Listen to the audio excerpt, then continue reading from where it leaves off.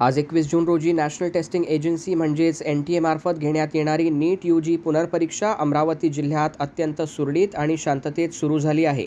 शहरातील 14 परीक्षा केंद्रांवर ही परीक्षा आयोजित करण्यात आली असून एकूण 4,844 विद्यार्थी परीक्षेला बसले आहेत।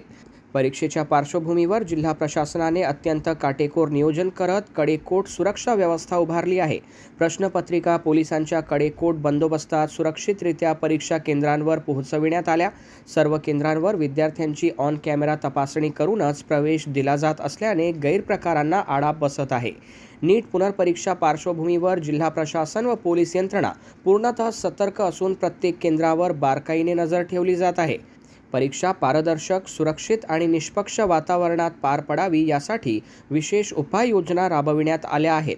सर्व परीक्षा केंद्रांवर मोठ्या प्रमाणात पोलीस बंदोबस्त तैनात करण्यात आला असून कोणताही अडथळा न येता परीक्षा सुरळीत पार पडावी यासाठी प्रशासन प्रयत्नशील आहे।